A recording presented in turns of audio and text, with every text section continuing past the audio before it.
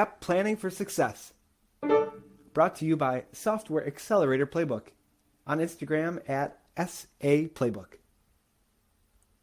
Today on the podcast, we are talking about how to get a bunch of users into your app and different methods that you can use to really create a pipeline there and bring people consistently into your system. Now, the idea here is that when you reach out and you either do advertising or you do podcasting or you go on somebody else's show and get interviewed or whatever it is that you're kind of going out into the world and shaking hands or saying hi or whatever it is, people can find you, right? So there's a lot of distraction in everyday life. There's a million different things pulling everybody, a million different ways. And because of that, because there's so much distraction, very rarely, very few people will be going and actually actively seeking out certain things. It's more so that, there's maybe certain problems that exist that are maybe so hard for people that they're going to drop what they're doing and fix it. You imagine if somebody's toilet explodes, they're going to be calling a plumber right away because they know that this is the top priority. But there's also lots of other things that maybe they're not attending to or dealing with or even know that even exist as far as solutions to their problem. But some people might even be might not even know that you've built something that can solve their problem. So they're not even looking necessarily for a solution because they don't even necessarily believe that there is a solution that can help them. So there's all sorts of different people, but the types of people who are going to basically have this logical thought of, okay, I've got this problem. Now I'm going to go to Google. I'm going to type in and I'm going to find companies that are doing this. I'm going to research them. I'm going to figure out which one I want to go with, and then I'm going to buy. That typically doesn't happen. And certainly, yes, people are doing this, but as far as the far majority, it seems like the main ways that they get connected with companies and products is through the services that they're already using for fun, right? So like Instagram, and you see Instagram ads, TikTok, and you see TikTok ads, TV, and you see TV ads. That there's already there's a component of entertainment and passing time and connecting with other humans. And then in the midst of doing that, then they're interrupted and, shown this other thing. Now, whether that other thing is, maybe just a piece of informational, an informational blog or an informational podcast about your product or about the problem or, whatever it is, all that stuff can be varied. But the idea of where are the people hanging out? Where are the watering holes, right? Where are the people? And, right now, a ton of that is on social media. A ton of people are on social media all the time. And also think about how you consume the internet and how much time you spend on different sites. I'd venture a guess to say that, Facebook, Instagram, TikTok, and those kinds of things that you end up probably finding a decent amount of time on those kinds of platforms. And so if you're not on those platforms creating content and advertising, then it's going to be really, really hard to be seen. And obviously, depending on your business model, if you're B2B and you're selling to, furniture businesses, then okay, maybe it doesn't make sense to be on Instagram just making content. It makes more sense to just go direct to the furniture company, just call a bunch of furniture companies. But if you're B2C, then, having a solid strategy here so that you can, really clarify what your brand does for them, and then also, always be reaching out to them, probably requires ad spend and probably requires consistent content creation. And here's where a lot of people go wrong. It's really, really difficult to make content consistently. It's difficult to keep doing something like that, day in, day out, week in, week out, month in, month out. And so if you don't have a plan for your content, then it's really, really hard to just kind of keep it going. Same sort of thing. Think of other things in your life too. Whatever you think is beneficial for you to do.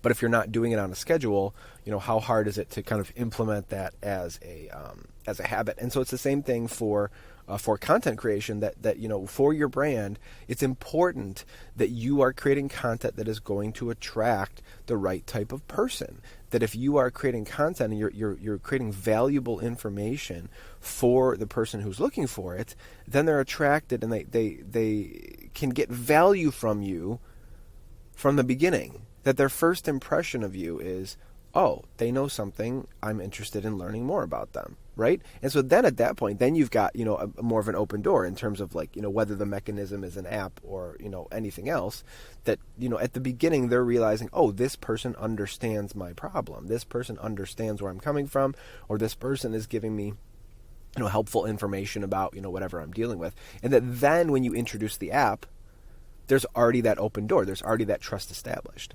Okay? So part of this game is to be out there in the world, to be creating content.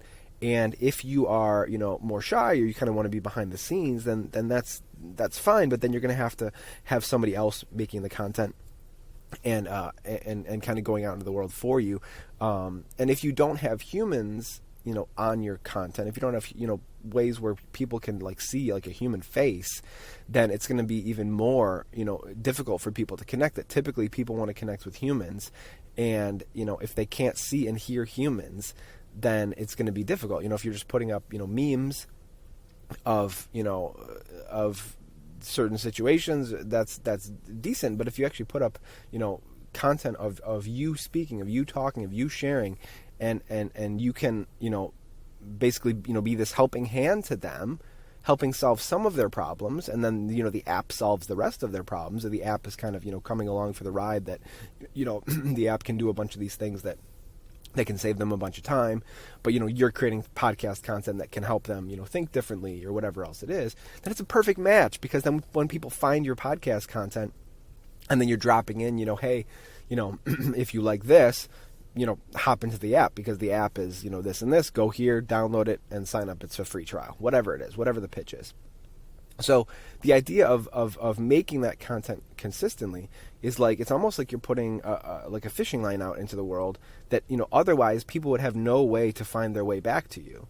But by putting that fishing line out, then once they grab onto it, then, you can kind of pull them back in and just kind of explain, like, here's what's up, here's how I can help you, here's what's going on. That in the midst of all the other things that are going on and all the other fishing lines that are kind of being thrown their way, that if your fishing line is and if your fishing line is clear, and that they go, oh, that's for me, and then they grab a hold of that, then all of a sudden all the other fishing lines just kind of, move aside, and then they can be pulled towards you. And then you can actually tell them what they need to know. You can tell them how you can help them. You can tell them how you can solve their problem. But it's that initial idea of like, how do you even get their attention in the midst of, 1,000 other people yelling at them for their attention? And so if you want to consider that sort of like that, mind picture that like, here's this one consumer, and there's like 1,000 different advertisers like yelling at them, yelling for their attention, trying to stand out, trying to break through, trying to whatever else. And so because of that, we have this amazing mechanism as humans to be able to just, tune things out, right? How many advertisements do you not even see because you're like, oh, that's an ad, that's an ad, that's an ad, that's an ad. But then eventually you'll see one where you go, oh, that's for me. That actually solves a problem that I am interested in solving. That actually is, connected to something that I'm interested in connecting to. And that actually would be helpful to me. And then in that way, the ad switches from, oh, that's just an ad, to like, oh, maybe this person can help me, right? Maybe this is what I've been looking for. And at that point, once you then kind of break through that wall, then all of a sudden you are, you're off and running with that person, because now they start trusting you, start understanding who you are, you're able to pull them in, and you're not tricking them. This is not about tricking. This is about getting clear that nobody's going to be tricked all the way down the road. I mean, unless you're a scam artist, but forget that. The idea is that, if you can clearly communicate how you can help them, and they want to be helped, then they're going to be asking for help, or at least they're going to be, asking for more information. So if you can just focus on clearly communicating what you do, how you solve the problem, and then make content around that, then the people who are interested in that will be able to then get the value from it. But that's not enough. That just creating the content is not enough. That then you want to prioritize the content to them, meaning, paid ads outreach. That you're not just creating the content, but and also make sure the content has a CTA at the end, a call to action, asking them to do something specific at the end so that they can get the conversation started or get the free trial or whatever it is. But then on top of that, the idea is that putting money behind that message allows that message to go farther. It allows that message to be seen by just so many more people. And that's another way that a lot of people get it wrong, is that they think, if they just go talk to 10 people, that they're going to be off and running. And that's just not the case. If you can imagine that maybe 1 out of every 100 people that you talk to is going to be like ready and interested. Like the scale that most people have is way, way, way different. I mean, how many times, if you got 99 doors slammed in your face or 99 no's, would you continue? Would you continue if you knew that the 100th was going to be a yes? And if you knew that and you really wanted to succeed, wouldn't you just knock on as many doors as you possibly could and be as polite and helpful as possible to all these people? That the idea is that it's not that the people that say no are saying anything about your app or your product. It's that you have to find the people that really want to say yes. And the only way to find the people that are going to say yes, because this world is so multi-layered and there's lots of different people with lots of different problems, is you've got to just go through more people. You got to do 10 or 100 times as much as what you're doing now. And that if you do 100 times as much as what you're doing now, then now there needs to be a strategy for it. Because now, okay, well now it's going to, get too expensive. Okay, how can you do it cheaper? How can you do it more efficiently? Or now it's going to take too much time. Okay, how can you hire somebody? How can you, it's assign yourself the problem of, okay, I'm going to do, 20 times more right now in terms of outreach to my people. Okay, how do you do that? What do you do? And so this is where the fun part comes in, where once you realize the scale that you have to go after, then you're either going to have a time or a money problem, right? So either, you're not going to have enough time to knock on all these doors, and you're going to feel like, well, there's no way that I could talk to that many people, in which case you hire somebody or you automate by buying ads or whatever else it is. So moving forward with that kind of idea, that just, once you've got the idea of scale, then you've got this other different problem. Once you realize, okay, I've got to do so much more, then now you've got this problem of, okay, well, I can't do that myself with my own, knocking with my own hands on the door. Okay, so now here's where, paid ads acquisition comes in, where you're able to, strategically run ads for your company to be able to, have outreach on your behalf, basically, putting a bunch of these, these ads out into the world so that people can kind of see and then come to you. But there's lots of different methods too there. I mean, there's a million different ways that you can market your company. There's a million different ways that you can tell other people about your company. That's all marketing is, right? Tell people about what's going on. Clarify what it is that you do. That's what marketing is, right? So there's a million ways to do this. Some people can do it just through word of mouth and referrals. Some people can do it through making a really cool video that cuts through. You remember Dollar Shave Club? That was a massive success. The video that they made there was an absolute massive smash success. That is what launched their company. As far as I understand, that was the thing that just broke them through, because it was so engaging and funny that spread like wildfire. And so then the company, it had huge scale. And because it had huge scale, then even if, 1 out of every 100 people that sees it wants to buy, but if they reach, 1,000 times or 10,000 times more people, well, now they've got a completely sustainable business and they can keep moving from there. So if you are trying to figure out how to bring people into your app, first assign yourself the idea of, okay, I've got to go with big scale. How do I talk to, instead of talking to 10 people today, how do I talk to 1,000 people today? How do I talk to 500 people today? Right, and then what happens is that, well, now you've got a problem. Why? I can't talk to 500 people today. Okay, what systems can I set up that will be talking to 500 people? What videos can I put out where they can watch me talking, but I'm not actually in real time knocking on the door? And then put advertising dollars behind that, or create a podcast, or be on somebody else's podcast where they've got 10,000 users, they've got 10,000 followers, and those followers are kind of in the same bucket as the people you're trying to reach, right? This is kind of like hijacking somebody else's platform. I guess it's not hijacking, because there's plenty of room for everybody. But the idea is that you're going off of somebody else's group, somebody else's community that they've built up, where they've already got the attention, and then you can show up, and then from there, people can flow over to you. Okay? So once you assign yourself that scale issue, right, I've got to do 10 or 100 times as much, then you come up against, okay, well, now I got to be creative. What am I going to do?